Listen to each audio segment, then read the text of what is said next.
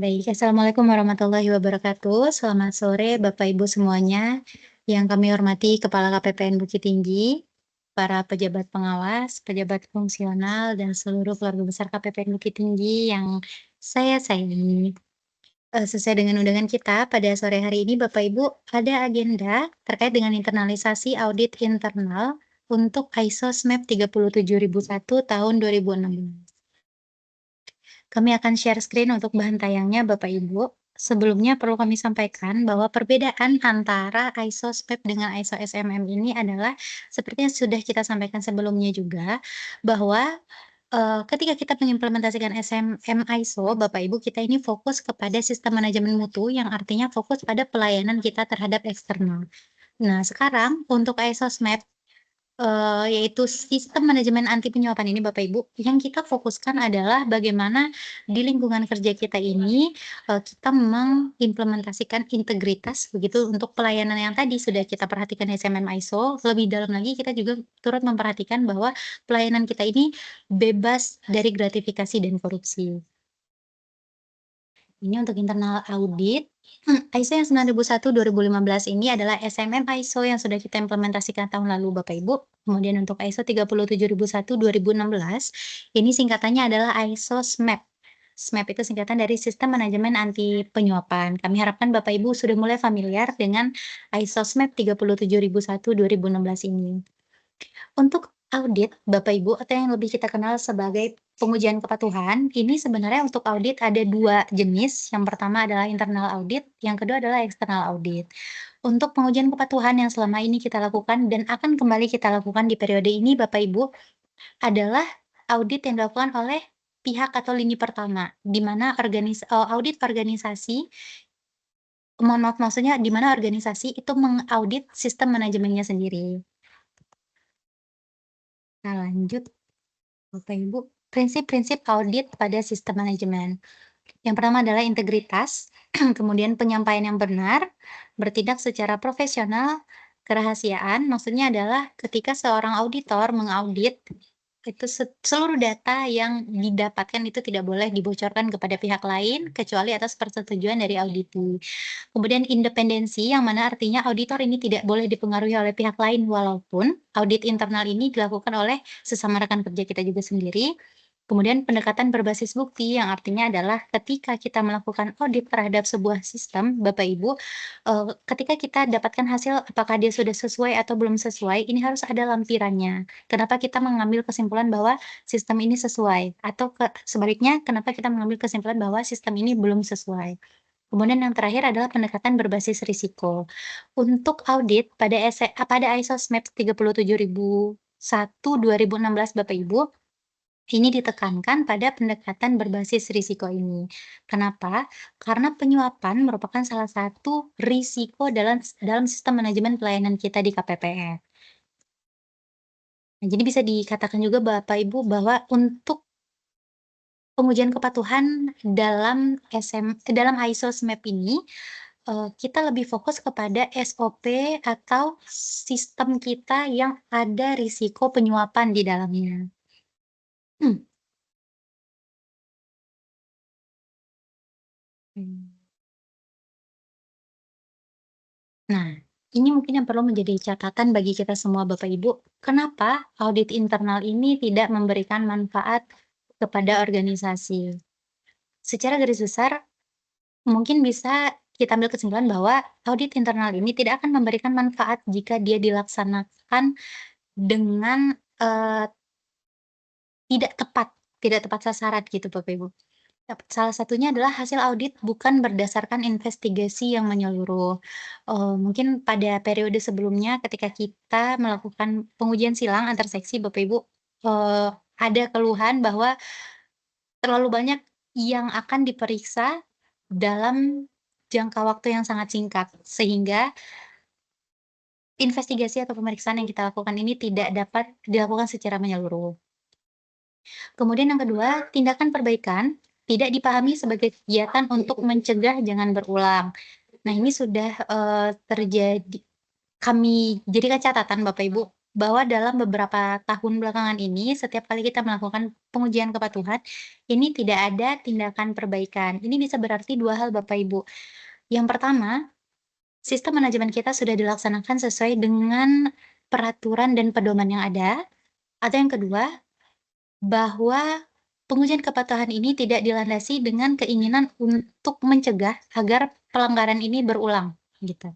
Jadi kita menganggap bahwa, oh tidak ada yang perlu diperbaiki, karena pengujiannya tidak ada keinginan untuk memperbaiki ketika auditor melakukan pengujian. Kemudian yang ketiga, tidak dilakukan analisa penyebab dari ketidaksesuaian. Ini maksudnya secara sederhana bisa diartikan bahwa ketika terjadi ketidaksesuaian, ini auditor bukannya mencari tahu kenapa terjadi ketidaksesuaian ini, namun auditor malah melakukan normalisasi. Jadi ketika terjadi ketidaksesuaian, oh dicari alasan kenapa ketidaksesuaian ini kemudian bisa kita jadikan nihil gitu, agar tidak ada hasil pengujian kepatuhan yang harus ditindaklanjuti lagi. Kemudian selanjutnya, permasalahan tidak dikomunikasikan secara efektif. Ini bisa terjadi ketika antara auditor dengan auditi tidak ada kerjasama yang baik. Auditor dan auditi sama-sama tidak memahami kewajiban dan hak ketika pengujian kepatuhan itu terjadi.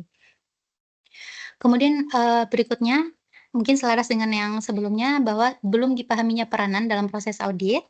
Kemudian yang terakhir, laporan audit belum merupakan kesimpulan penerapan sistem organisasi atau masih berupa rekapitulasi temuan audit.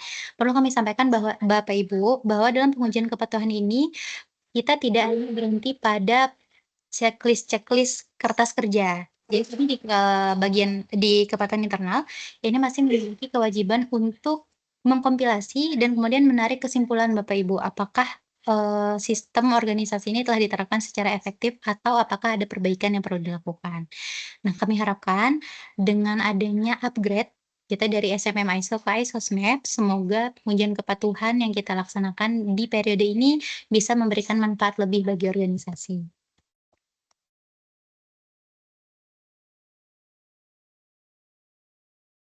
Selanjutnya Bapak Ibu, untuk manajemen audit internal ini tidak ada perbedaan yang signifikan dalam tugas dari top manajemen atau kepala KPPN. Kepala KPPN, baik dalam sistem SMM ISO maupun ISO SMAP, berkewajiban untuk memastikan bahwa proses yang diperlukan untuk sistem manajemen mutu atau anti penyuapan telah ditetapkan, kemudian diterapkan, dan dipelihara. Kemudian menyetujui jadwal audit sebagai program audit yang dibuat oleh KASI MSKI atau FKAP. Kemudian memantau proses audit yang sedang berlangsung dan menjadi penengah apabila terjadi konflik antara auditor dan auditi. Kemudian memastikan bahwa audit internal kita ini telah terbahas dalam rapat tinjauan manajemen. Kemudian ini untuk FKAP ada di MSKI, Bapak Ibu. Ini merupakan turunan atau penjabaran dari tugas dan tanggung jawab top manajemen tadi. Lalu auditor, yang mana nanti kita rencanakan bahwa seluruh pegawai di KPPN Bukit Tinggi dan juga pejabat pengawas ini akan terlibat menjadi auditor. Ini ada 8 tugas Bapak Ibu. Yang pertama adalah menyiapkan dokumen, form, dan kertas kerja lain yang diperlukan selama program audit dilakukan. Untuk yang poin nomor satu ini Bapak Ibu sudah kami sediakan di MSKI untuk meringankan tugas auditor, sehingga nanti auditor tugasnya langsung skip ke nomor 2 yaitu mengisi form checklist audit. Kemudian tetap fokus pada ruang lingkup audit berdasarkan checklist yang ada, maksudnya adalah tidak ada kewajiban auditor untuk mempertanyakan hal-hal di luar dari checklist yang sudah disiapkan. Kemudian mengumpulkan dan menganalisa, Bapak Ibu. Selain kita mengumpulkan bukti, auditor juga punya kewajiban untuk menganalisa bukti yang relevan, sehingga cukup untuk mengambil kesimpulan atau keputusan dari status temuan. Kemudian apabila ada ketidaksesuaian yang kritis, agar segera dilaporkan kepada auditi dan mengisi ketidaksesuaian tersebut. Lalu mengklarifikasi atas tindakan perbaikan atau pencegahan yang akan dilakukan oleh auditi, termasuk jangka waktu penyelesaian atas temuan tersebut, kemudian diverifikasi tindakan perbaikannya tadi, dan mengendalikan catatan mutu atau arsip. Perlu kami berikan gambaran secara umum Bapak Ibu terkait dengan poin 5, 6, dan 7. Kami bisa berikan contoh apabila nanti ada auditor yang memeriksa kegiatan pengujian kepatuhan di seksi MSKI. Kemudian terdapat langkah yang tidak dilakukan sesuai dengan checklist yang ada. Misalkan, ada tahapannya di-skip, atau tahapan tersebut dilakukan namun bukan oleh orang yang seharusnya.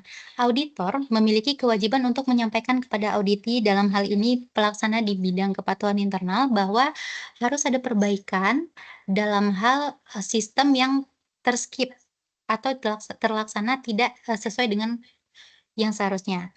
Kemudian setelah diverifikasi, "Oh, benar memang kami, silap dan kami tidak melakukan proses yang ini." Kemudian auditor juga memiliki kewajiban untuk mengklarifikasi tindakan perbaikan seperti apa yang akan dan harus dilakukan oleh auditi, kemudian auditor memberikan jangka waktu. Sampai dengan 2 minggu ke depan, kami harapkan agar proses ini kembali diulang atau proses ini dilakukan remedi, seperti itu Bapak Ibu. Kemudian nanti dalam jangka waktu 2 minggu, kami akan kembali melakukan pengecekan apakah auditi sudah melakukan perbaikan sesuai dengan form yang diisi pada, ketidaksesuaian tadi. Tugas dari auditi yang mana seluruh, pegawai dan pejabat juga akan menjadi auditi karena kita akan melakukan pengujian silang Bapak Ibu. Yang pertama, menginformasikan aktivitas audit yang akan dilaksanakan kepada staf yang terkait. Dalam hal ini mungkin lebih fokus kepada kepala seksi, Bapak Ibu, setelah nanti menerima data dari auditor terkait dengan SOP apa saja yang akan diuji, silakan dikoordinasikan nanti untuk SOP tertentu siapa yang bertanggung jawab di seksinya masing-masing. Kemudian turut aktif dalam proses audit, antara lain dengan membantu auditor melakukan kewajibannya. Kemudian menyediakan semua informasi, dokumen, dan kertas kerja lain yang diperlukan. Maksudnya adalah ketika nanti auditor membutuhkan barang bukti, Bapak Ibu, untuk pengisian checklist, di sini auditi memiliki kewajiban untuk memenuhi apa yang diminta oleh auditor.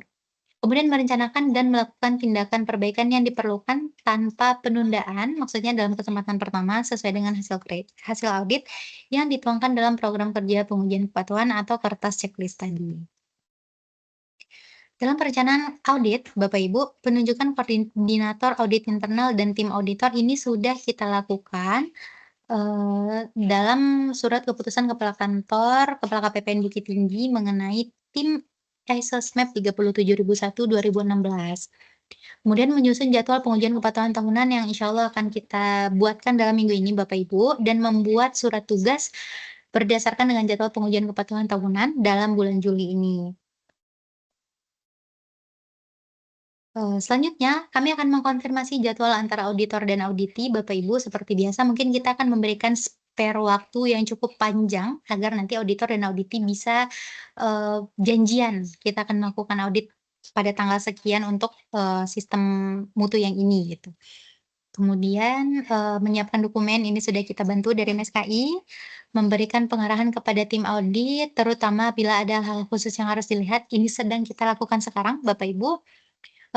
Atau juga nanti bisa kita ulang lagi ketika kita melaksanakan opening meeting untuk pengujian kepatuhan.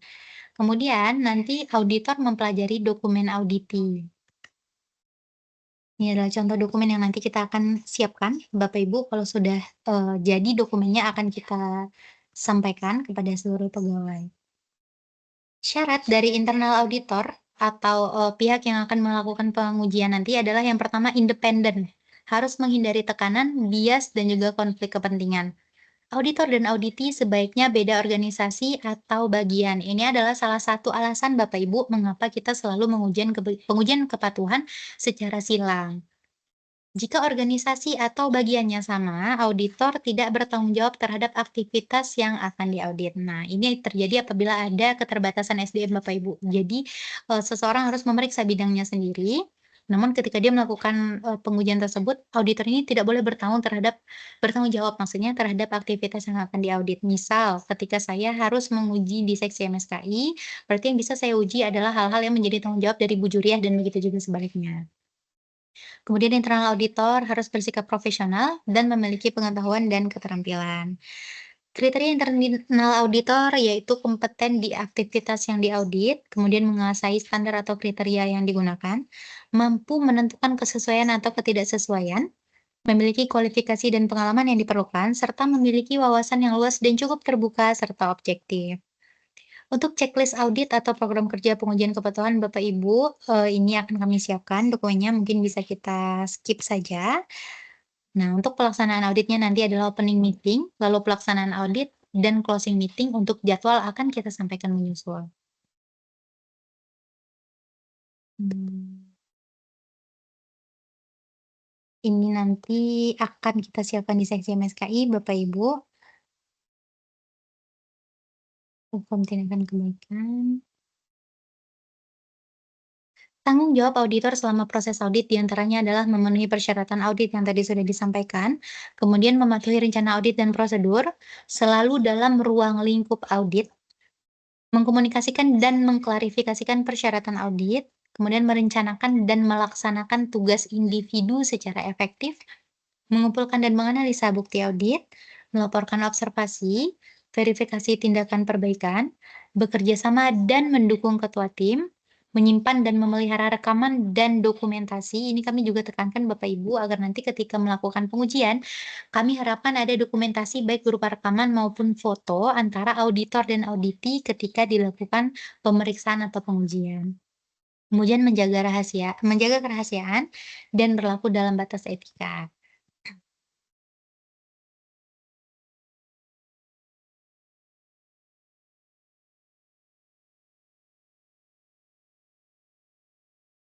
Sip. Nah, mungkin sudah sampai di slide terima kasih Bapak Ibu, kami mohon maaf apabila ada penyampaian yang kurang tepat atau jikalau ada yang membingungkan, kami persilakan kepada Bapak Ibu para calon auditor dan auditi untuk mengajukan pertanyaan, karena kemungkinan dalam minggu depan kita sudah akan menyusun jadwal pengujian kepatuhan setelah nanti kita koordinasikan dengan FKAP dan top manajemen yaitu Kepala KPPN Bukit Tinggi yang dalam hal ini juga menjabat sebagai Dewan Pengawas. Mungkin sekian yang dapat kami sampaikan Bapak Ibu untuk sesi selanjutnya. Sebelum kita masuk ke sesi tanya jawab, kami persilakan jika ada tambahan dari Kepala Seksi MSKI Bapak Joseph. Baik Bapak Ibu, sebenarnya nggak ada tambahan kan, udah disampaikan semua ya. Cuman artinya gini Bapak Ibu, terkait dengan pengujian kepatuhan ini sama halnya seperti yang kita laksanakan di semester-semester sebelumnya, kita akan menguji SOP yang sudah kita jalankan di dalam satu semester di tahun 2024 ini. Artinya kita menguji semua SOP yang akan kita yang akan kita laksanakan, yang sudah kita laksanakan. Jadi Bapak Ibu nanti kita bagi ke tim-timnya semua. Artinya dengan spare waktu yang lebih lama lagi bisa menambah kualitas dari setiap penguji kepatuhan tersebut. Jadi Bapak Ibu sekalian, kalau kemarin kita lihat itu mungkin ya satu orang pegawai itu kira-kira ya paling banyak itu 5 atau 7 ya begitu ya Era ya. Ya, paling banyak seperti itu. Jadi artinya dengan 5 atau 7 SOP di masing-masing satu pegawai bisa lebih ini lagi bisa dengan spare waktu yang lebih lama lagi bisa lebih berkualitas lagi terkait dengan pengujian kepatuhan di semester 1 tahun 2024. Kemudian Bapak Ibu, kami dari sesi MSKI khususnya KI mengucapkan terima kasih kepada Bapak Ibu sekalian terkait dengan hasil penilaian integritas di KPPN Bukit Tinggi. Kita mendapatkan nilai 98, artinya itu hal yang luar biasa. Itu semua tidak karena bukan dari kami sendiri, tapi itu dari dukungan Bapak Ibu sekalian, terutama dukungan dari subbagian umum terkait dengan pengelolaan anggaran, pengelolaan SDM, dan tingkat ke partisipasi Bapak Ibu sekalian dalam setiap kegiatan kita dalam melaksanakan sosialisasi anti korupsi, baik melalui Zoom, offline, ataupun melalui hal-hal seperti kemarin itu terkait dengan pembuatan video di Instagram, terkait dengan eh, apa eh, dalam rangka menyambut hari raya bulan suci Ramadan kan begitu, Idul Fitri. Jadi semua itu terlibat itu dari Bapak Ibu sekalian. Jadi artinya Bapak Ibu, terima kasih sekali lagi kami ucapkan dan mudah-mudahan ke depannya tetap kita tingkatkan lagi, kita pertahankan dan kami mohon bantuan dari Bapak Ibu setiap dalam kegiatan kami bisa kita laksanakan. Mungkin itu kali lah tambahannya lah. Baik, terima kasih Pak Joseph. Bapak Ibu sebelum kita tutup, ini kami ada sedikit tambahan, juga perbedaan yang cukup signifikan antara pengujian kepatuhan dalam SMM ISO dengan ISOSMEP adalah nanti Bapak Ibu, kita akan melakukan uji kelayakan. Jadi selain kita melakukan pengujian terhadap SOP, kita juga akan melakukan uji kelayakan terhadap pegawai dalam seksi tertentu, gitu. Jadi misal Bapak Ibu memeriksa, proses pekerjaan di seksi MSKI, selain proses pekerjaannya Bapak Ibu, nanti kami juga akan sediakan form uji kelayakan pegawai namanya Bapak Ibu. Silakan nanti Bapak Ibu uji juga pegawai di seksi yang Bapak Ibu, uji kepatuhannya gitu. Kemudian mungkin ada sedikit PR untuk teman-teman di sebagian umum ini bahwa ada uji kelayakan untuk, rekanan gitu, Bapak Ibu, rekanan yang bekerja sama dengan kantor kita. Cukup satu atau 2 yang dijadikan sebagai sampel untuk pengujian kepatuhannya. Mungkin itu yang kami dapat sampaikan, Bapak Iya. Ibu. Silakan, Pak. Ya, Bapak Ibu, itu tadi sedikit karena Pak Indra ada, mungkin ada tambahan karena pertanyaan tidak ada, mungkin ada arahan tambahan dari Pak Indra, kami persilahkan kepada Pak Indra.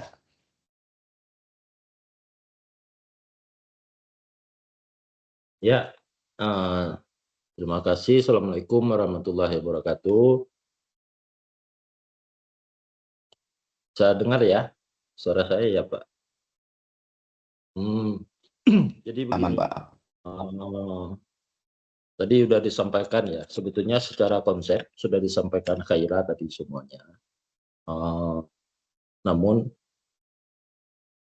ini ISOSMEP ini kan sistem manajemen anti penyuapan, ya. Tapi bukan berarti hanya di sisi itu. Ya, coba kita gabungkan lagi, ini semua secara komprehensif dengan ya baik pembangunan zona integritas dan sebagainya. Bukan berarti ISO 9001/2015 yang lalu itu kita tinggalkan. Jadi memang ada penekanan-penekanan yang berbeda, ada stressing yang berbeda di ISO SMAP ini. Tapi bukan berarti yang sudah kita lakukan itu ditinggalkan semua. Ini juga dokumen-dokumennya bisa digabungkan dengan dokumen pendukungnya ya, nanti dengan yang pembangunan zona integritas. Khususnya kalau yang stressingnya di sini kan anti penyuapan di penguatan pengawasan. Dokumen penguatan pengawasan itu harus masuk semua. Nah, pengujian kepatuhan, tadi sudah disampaikan nih, ini yang perlu saya ingatkan, dia tetap secara komprehensif ya. Ini audit internal, ini kan mau dilakukan nih. Audit internal saya ingatkan, itu timnya nanti, penjadwalannya, kemudian dia bersilang, tapi tidak boleh saling mengaudit. Itu prinsip. Misalnya seksi PD mengaudit seksi bank, ya. Tidak boleh sebaliknya, seksi bank juga mengaudit PD, itu nggak boleh. Dia nggak boleh saling. Nanti itu ada konflik di situ. Jadi tidak boleh saling mengaudit. Itu prinsipnya. Itu satu. Itu untuk internal. Internal mungkin perlu dimatangkan lagi untuk tadi sudah disampaikan Pak Joseph untuk pengujian kepatuhan itu mungkin kita satu-satunya yang menguji semua SOP. Orang dari tempat lain itu hanya SOP yang mewakili saja. Ya, tapi kita tetap konsisten menguji semua SOP karena pemahaman yang benar adalah seperti itu. Ya, seperti yang sering saya sampaikan.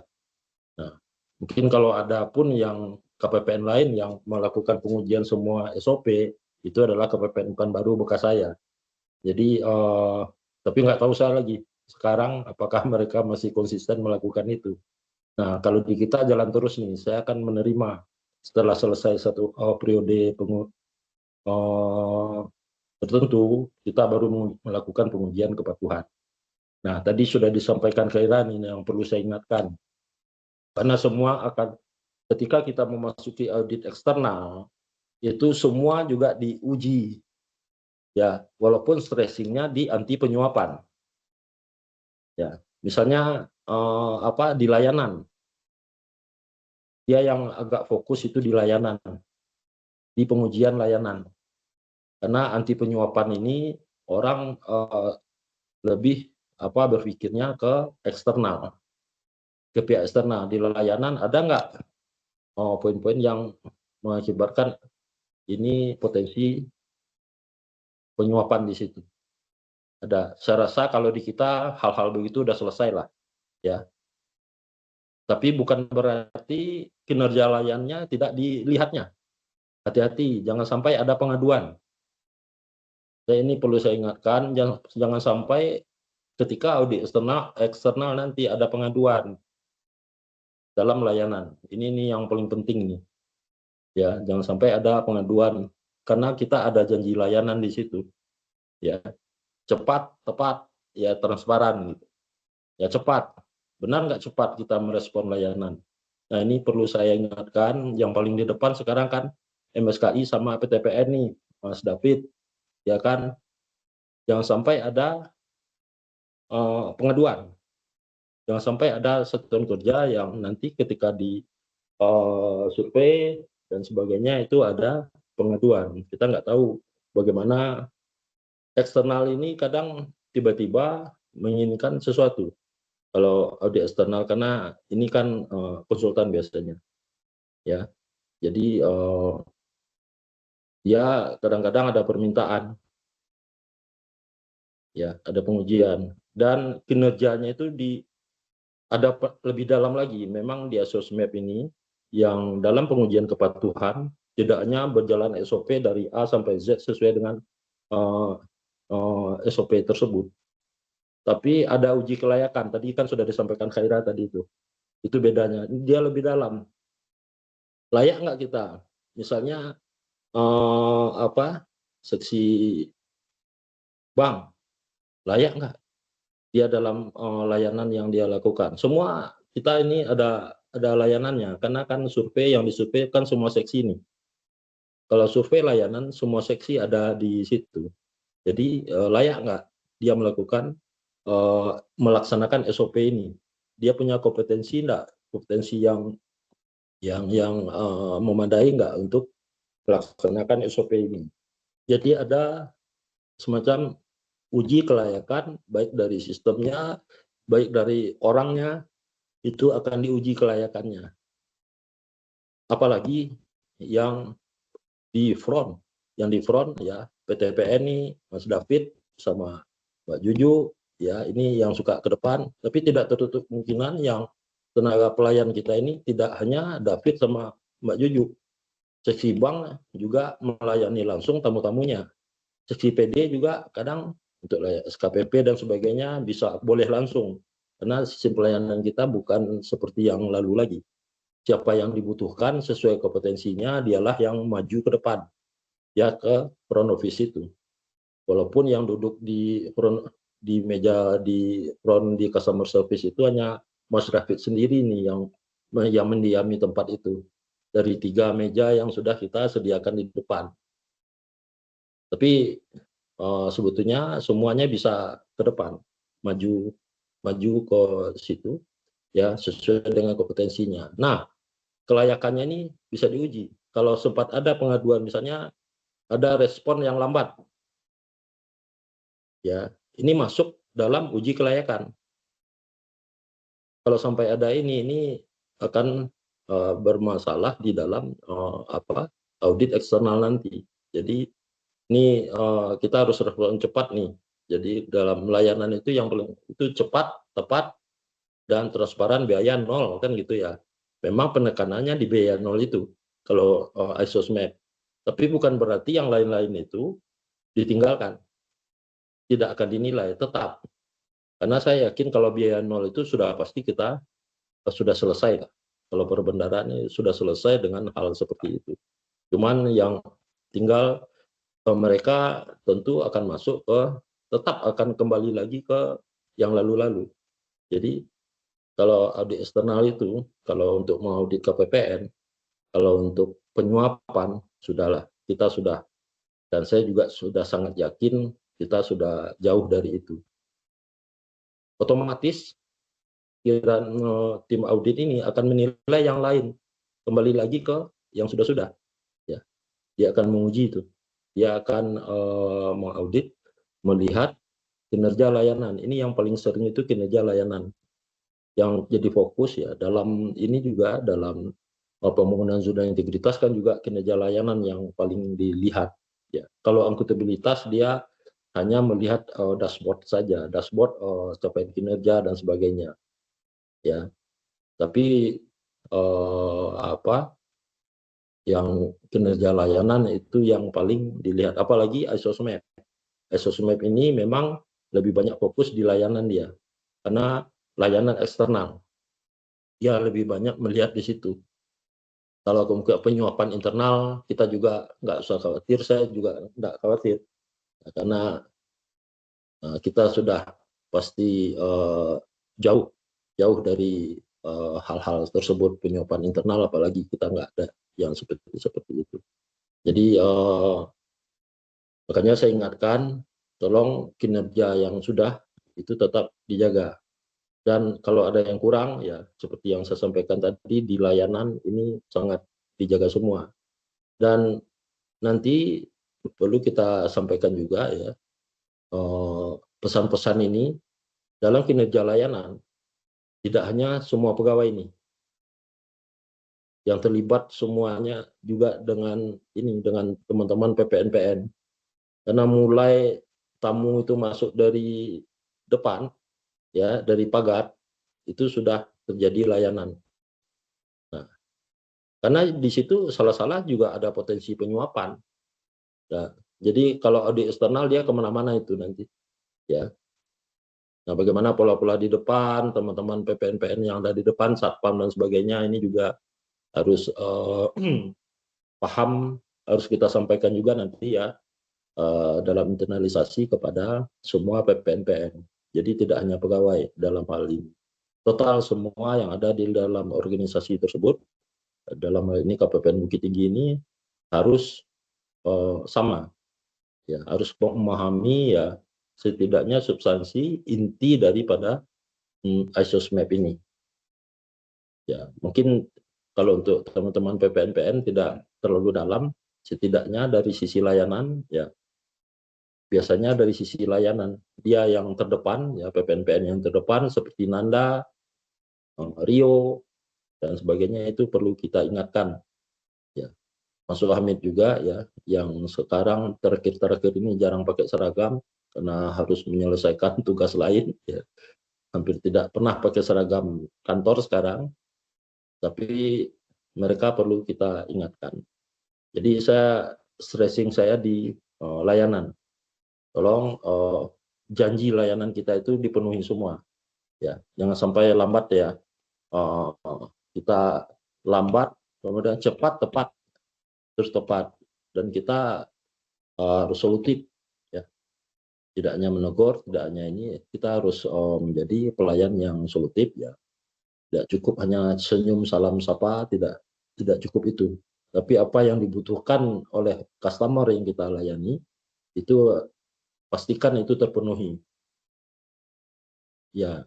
Yang sering masalah itu biasanya pengaduan sering itu dalam kecepatan, makanya hati-hati, tolong direspon dengan cepat semua, karena kalau kita buka pengaduan itu biasanya respon lambat ya. Kalau penyuapan tidak ada lagi, kita tidak ada pengaduan-pengaduan yang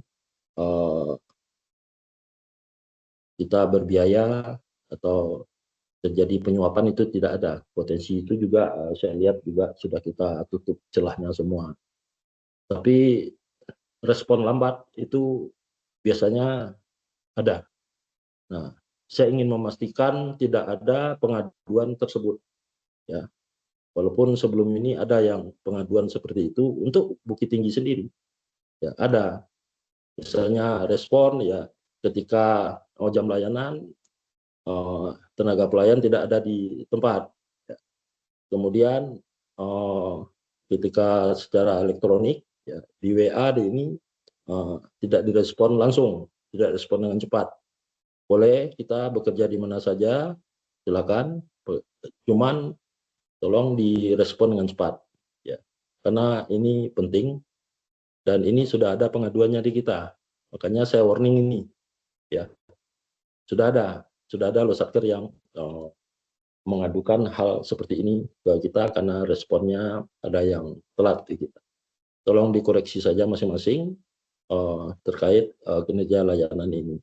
Mungkin itu tambahan dari saya. Coba dibenahi lagi. Per item ya, kira ya Pak Joseph ya. Per item dokumen-dokumennya tetap dilengkapi. Siap. Ya, tidak ada yang dikurangi, tidak ada yang berkurang, malah nambah ya. Siap. Dari ISO 2015 9001/2015 ini tetap dipakai ini dokumennya semua ya dalam ISO ini.